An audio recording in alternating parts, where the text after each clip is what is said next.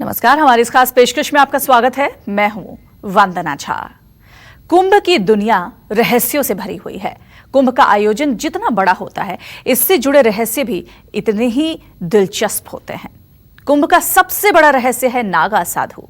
आमतौर पर एकांत में रहने वाले नागा साधु सिर्फ कुंभ के दौरान ही सार्वजनिक तौर पर दिखाई देते हैं। आखिर नागा साधु का कुंभ से क्या है कनेक्शन? क्यों कुंभ में नागा साधुओं को दिया जाता है सबसे ज्यादा महत्व? आपको बताते हैं।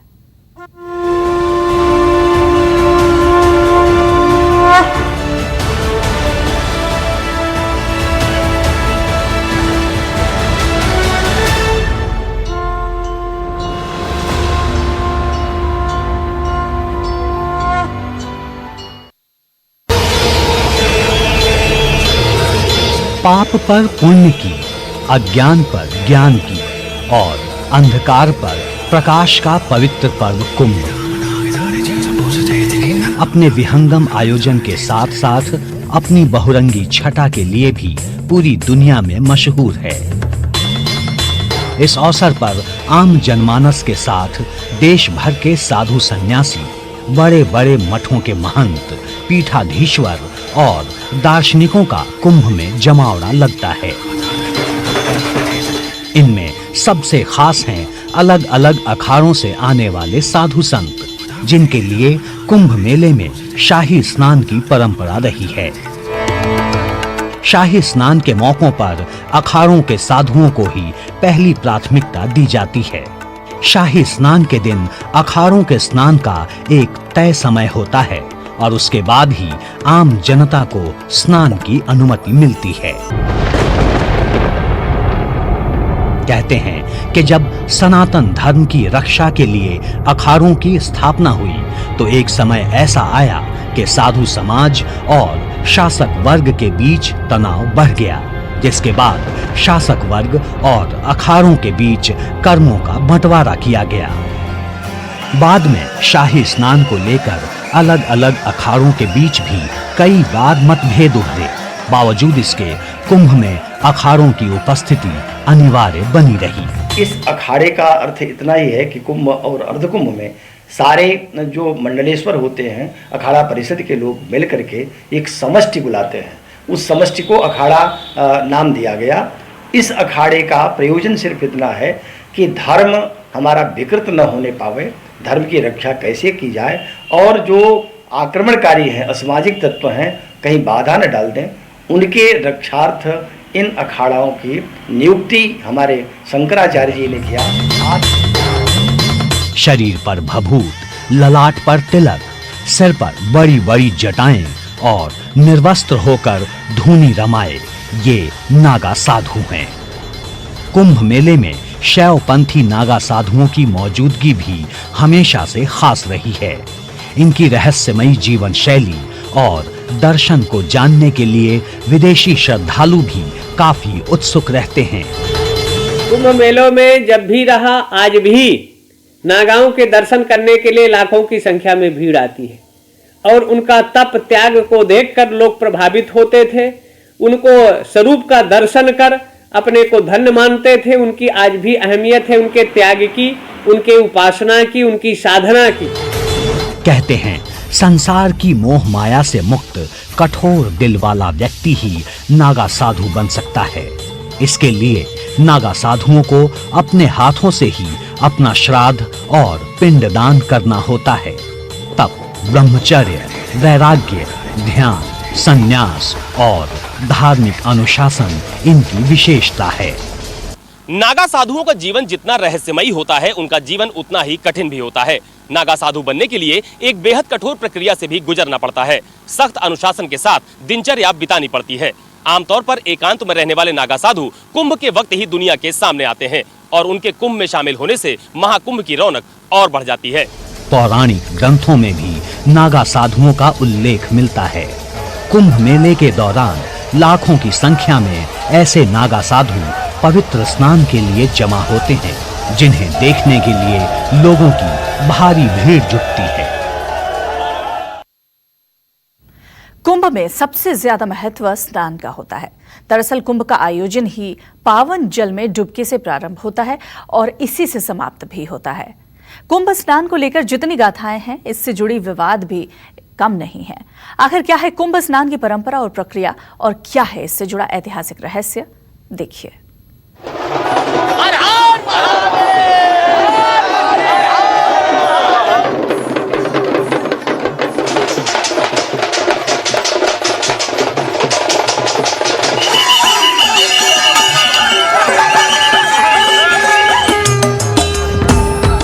कुंभ मेले के दौरान सबसे अधिक महत्व होता है शाही स्नान का।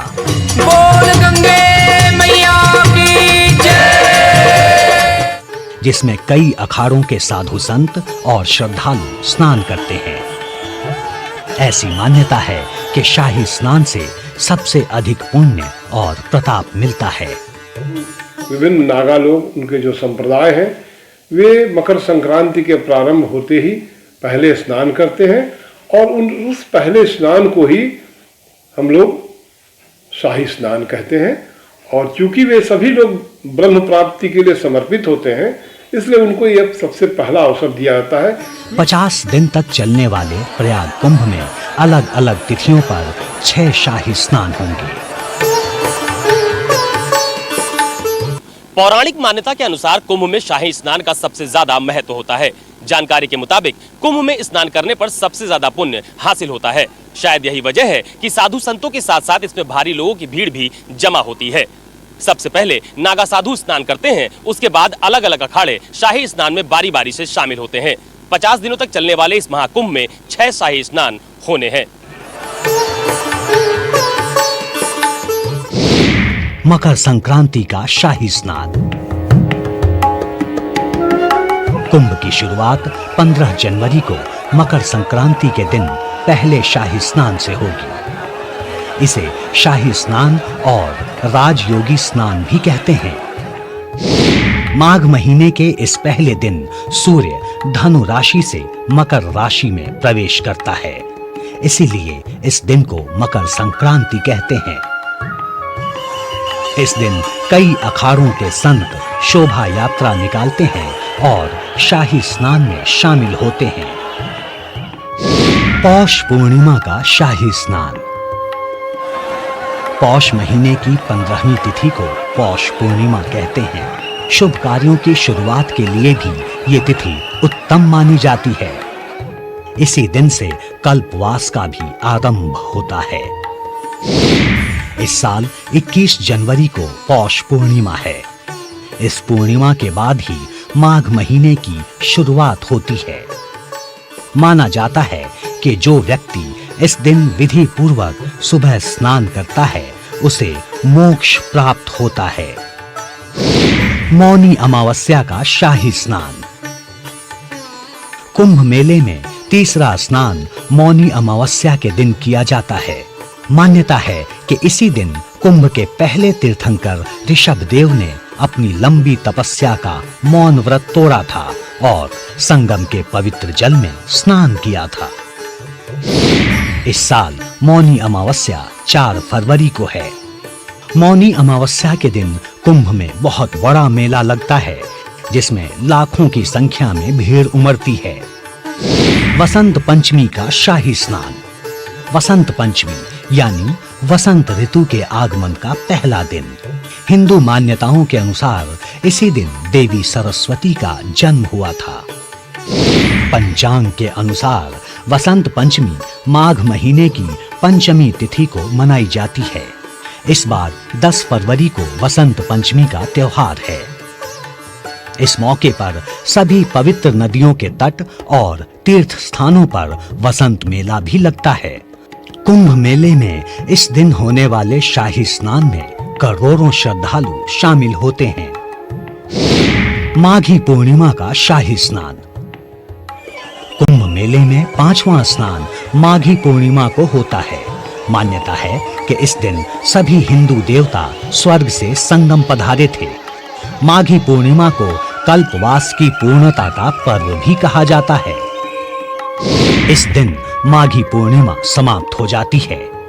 इस साल 19 फरवरी को माघी पूर्णिमा का शाही स्नान है। इस दिन संगम तट पर कठिन कल्पवास व्रतधारी स्नान कर गुरु बृहस्पति की पूजा करते हैं। महाशिवरात्रि का शाही स्नान। कुंभ मेले का अंतिम स्नान महाशिवरात्रि के दिन होता है। इस दिन सभी कल्पवासी अंतिम स्नान कर अपने अपने घरों को लौट जाते हैं। इस साल 4 मार्च को महाशिवरात्रि का शाही स्नान है। भगवान शिव और माता पार्वती के इस पावन पर्व पर कुंभ में आए सभी भक्त संगम में डुबकी जरूर लगाते हैं। मान्यता है कि इस पर्व का देवलोक में भी इंतजार रहता है। कुंभ हिंदू संस्कृति से जुड़ा सबसे बड़ा पर्व माना जाता है। इस दौरान यहाँ साधु, सन्यासी, संत और महात्माओं के साथ आम लोगों का मेला भी उमड़ता है।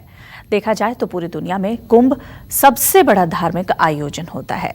इतना तो तय है कि कुंभ की यह परंपरा सदियों से चली आ रही है, लेकिन कुंभ हिंदू संस्कृति से जुड़ा सबसे बड़ा पर्व माना जाता है। इस दौरान यहाँ साधु, सन्यासी, संत और महात्माओं के साथ आम लोगों का भी मेला उमड़ता है। देखा जाए तो पूरी दुनिया में कुंभ सबसे बड़ा धार्मिक आयोजन होता है।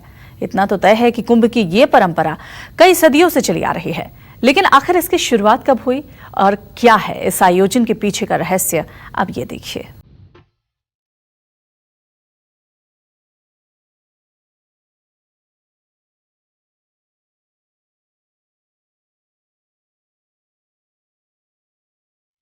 प्रचलित धारणा के मुताबिक 4 स्थानों पर कुंभ की परंपरा शुरू करने का श्रेय जगत गुरु शंकराचार्य को जाता है। शंकराचार्य ने ही भारत के 4 कोनों पर 4 धामों की स्थापना की, जिसके कारण 4 धाम की तीर्थ यात्रा का प्रचलन शुरू हुआ। शंकराचार्य ने भारत की संत शक्ति को 10 वर्णों में गठित किया। गिरि, पुरी, भारती, तीर्थ, वन, अरण्य, पर्वत, आश्रम, सागर और सरस्वती। इसका उद्देश्य था समाज के हर वर्ग में धार्मिक चेतना का प्रसार करना। इसी लक्ष्य के साथ जगत गुरु शंकराचार्य और उनके शिष्य सुरेश्वराचार्य ने 10 नामी सन्यासी अखाड़ों के लिए संगम तट पर स्नान की व्यवस्था की, जिसमें बाद में अमीर, गरीब, हर वर्ग, हर जाति और हर तबके के लोग जुड़ते चले गए।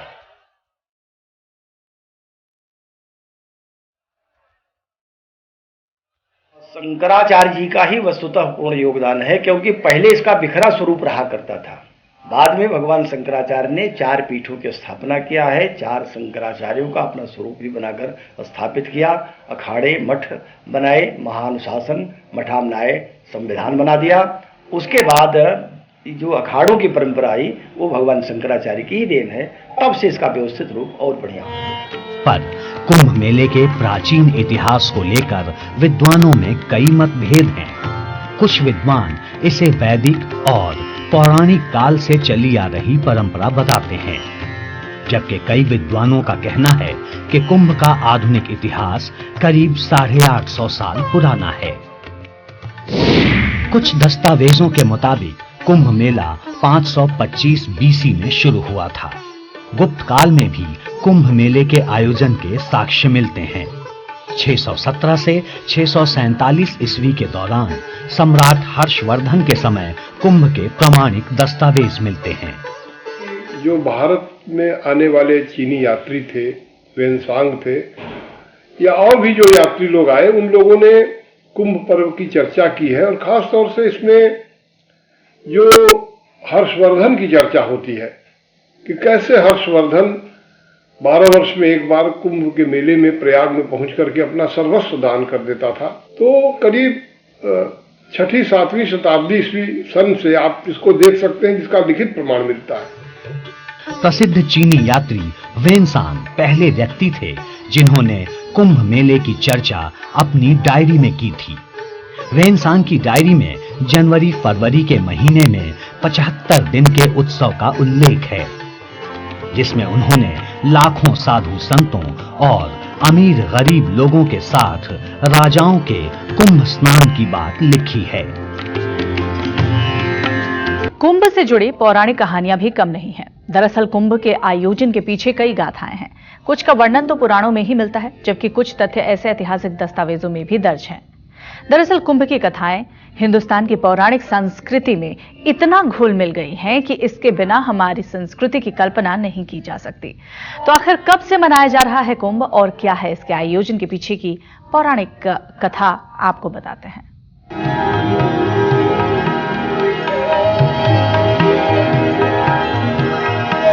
कहते हैं ये पृथ्वी बहुरत्ना है और सबसे ज्यादा रत्न समाये हैं सागर की गोद में। पौराणिक मान्यता के मुताबिक इन्हीं रत्नों की खोज में युगों पहले समुद्र मंथन किया गया था, जिसमें 14 बहुमूल्य रत्न प्राप्त हुए थे, जिनमें एक अमृत कलश भी था। पुराणों में इसे लेकर 3 मान्यताएं प्रचलित हैं। अमृत कलश की पहली मान्यता, इंद्र को दुर्वासा ऋषि का श्राप।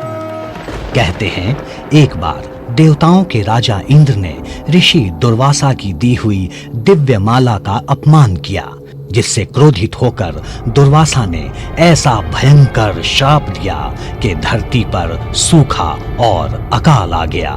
प्रजा त्राहिमाम कर उठी। तब पृथ्वी पर आई दरिद्रता और अभाव को दूर करने के लिए देवताओं और असुरों ने साथ मिलकर मंदार पर्वत को शेषनाग से बांधकर समुद्र मंथन किया।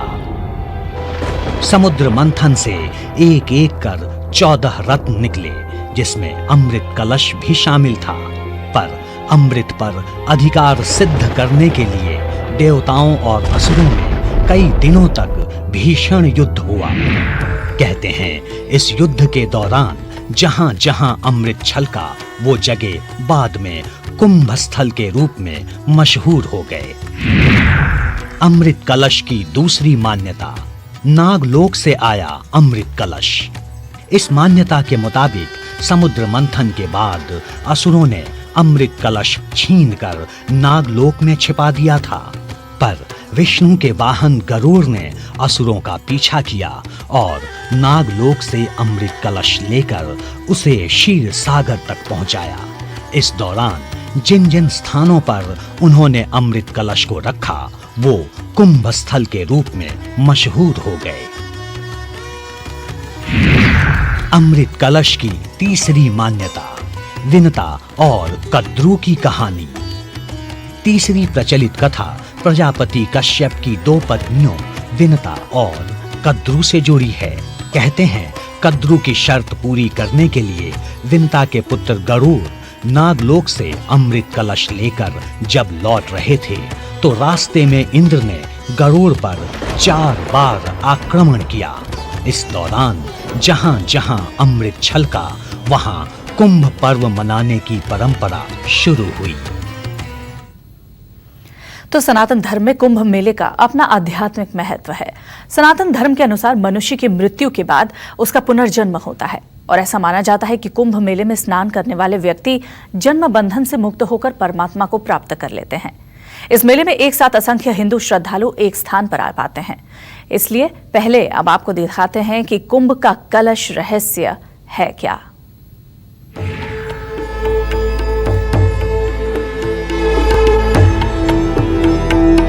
कुंभ अर्थात कलश, वो पवित्र कलश जो सनातन सभ्यता का सबसे पावन प्रतीक है।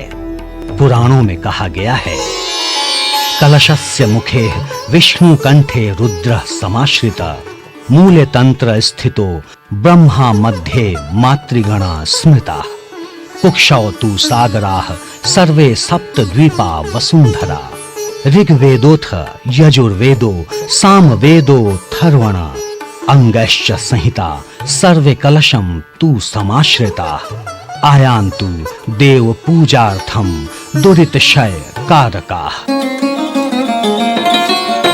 अर्थात कलश के मुख में भगवान विष्णु, कंठ में रुद्र, आधार में ब्रह्मा और मध्य भाग में समस्त मातृशक्ति देवियों का निवास है।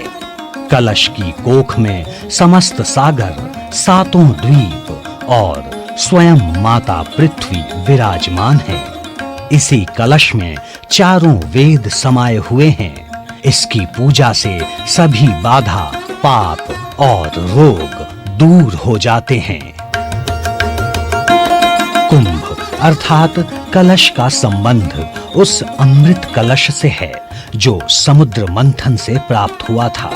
कहते हैं कि उस अमृत कलश की कुछ बूंदें पृथ्वी के जिस जिस हिस्से पर गिरी, वो जगह इतनी पवित्र हो गई कि वहां कालांतर में कुंभ का आयोजन होने लगा। कुंभ पर्व देवता और दानों के समुद्र मंथन से अमृत निकला।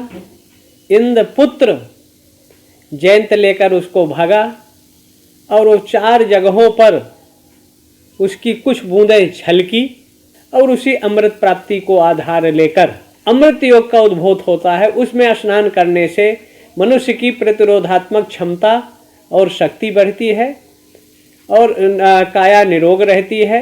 भगवत प्राप्ति मोक्ष का मार्ग प्रशस्त होता है। ऐसी मान्यता है कि अमृत कलश की बूंदें 12 जगहों पर गिरी थीं। इनमें 8 स्थान देवलोक में और 4 स्थान पृथ्वी पर हैं। गंगा नदी के तट पर बसा हरिद्वार, शिप्रा नदी के पास बसा शहर उज्जैन, गोदावरी नदी के किनारे बसा नासिक और त्रिवेणी के संगम पर स्थित प्रयागराज पृथ्वी पर वो 4 पवित्र जगह हैं जहां अमृत कलश की कृपा हुई थी। इसीलिए इन चारों तीर्थ स्थलों पर बारी-बारी से कलश अर्थात कुंभ का मेला लगता है। कुंभ के अवसर पर इन चारों जगहों पर नदी किनारे सदियों से भव्य मेला लगता आया है। इस मेले में आने वाले श्रद्धालु अलग-अलग मुहूर्त पर नदी स्नान कर अपने इष्ट को कलश से जल अर्पित करते हैं और पूजा ध्यान करते हैं। और गंगा भारतीय संस्कृति के 2 सबसे बड़ी पहचान है। कुंभ में सिर्फ भक्त और भगवान का ही मिलन नहीं होता, बल्कि इन 2 संस्कृतियों का भी मिलन होता है। दरअसल जिस तरह गंगा के बिना कुंभ की कल्पना नहीं की जा सकती, ठीक उसी तरह कुंभ के बिना गंगा की संपूर्ण गाथा पूरी नहीं होती। क्या है कुंभ के गंगा का मिलन, देखिए।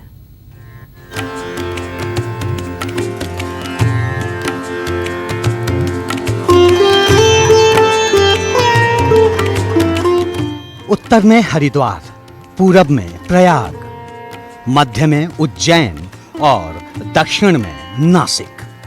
हिंदू आस्था का महापर्व कुंभ उत्तर से दक्षिण तक देश के करोड़ों श्रद्धालुओं को जोड़ता है और इन चारों कुंभों को जोड़ती हैं पतित पावनी मां गंगा।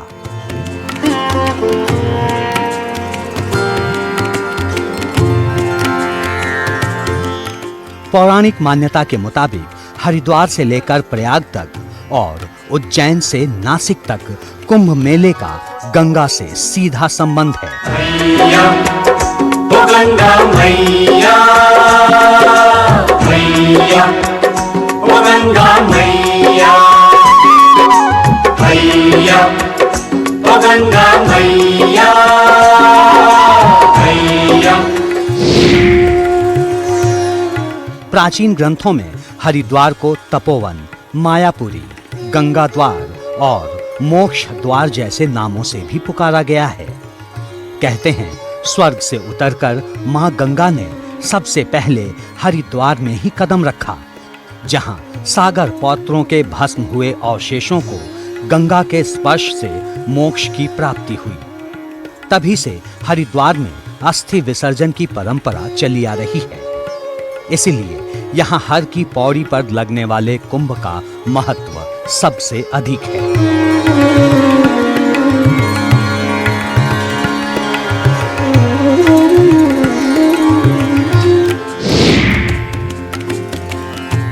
प्रयाग इकलौता ऐसा तीर्थ स्थान है जहां गंगा, यमुना और सरस्वती 3 पवित्र नदियों का संगम होता है। त्रिवेणी के संगम तट पर होने की वजह से प्रयाग कुंभ को सबसे पवित्र और फलदायी कुंभ माना जाता है। पुराणों के अनुसार तीर्थराज प्रयाग में सभी तीर्थ निवास करते हैं, जिन्हें माघ महीने में अपने राजा के पास आना पड़ता है। गोस्वामी तुलसीदास ने लिखा है, देव दनुज किन्नर नरश्रेणी सादर मज्जही सकल त्रिवेणी। कहते हैं प्रयाग में कुंभ और अर्धकुंभ के दौरान त्रिवेणी के पवित्र जल में स्नान करके देवता भी धन्य हो जाते हैं। नासिक और त्र्यंबकेश्वर में गोदावरी नदी के तट पर हर 12 साल पर सिंहस्थ कुंभ का आयोजन होता है। नासिक में बहने वाली गोदावरी को भी गंगा का ही अंश माना जाता है, इसलिए इसे गौतमी गंगा के नाम से भी पुकारा जाता है। ब्रह्म पुराण में कहा गया है, विंध्यस्य दक्षिणे गंगा गौतमी सा निगत्यते उत्तरे सापि विंध्यस्य भगीरथ्य भी धीयते। पौराणिक मान्यता के मुताबिक यहाँ सूखे से पीड़ित प्राणियों की रक्षा के लिए महर्षि गौतम ने घोर तप किया था, जिससे प्रसन्न होकर भगवान शिव ने वरदान में गंगा को यहाँ प्रकट किया, जिसे गौतमी गंगा या गोदावरी कहा जाता है। कुंभ मेले में लाखों श्रद्धालु यहाँ गौतमी गंगा के पावन जल में स्नान कर अपनी आत्मा की शुद्धि और मोक्ष की प्रार्थना करते हैं। उज्जैन में शिप्रा नदी के तट पर कुंभ का आयोजन होता है और शिप्रा को काशी की उत्तरी गंगा के नाम से जाना जाता है, जहां गंगा गंगेश्वर की आराधना की जाती है। स्कंद पुराण में कहा गया है, एव मुक्त्वा गता गंगा कलयावन संस्थिता गंगेश्वरम तु यह पश्येत स्नात्वा क्षिप्राम भासी प्रिय। महाभारत के अरण्य पर्व के अनुसार उज्जैन 7 पवित्र मोक्षपुरी या सप्तपुरी में से एक है और इसमें क्षिप्रा नदी यानी काशी की उत्तरी गंगा का विशेष योगदान है।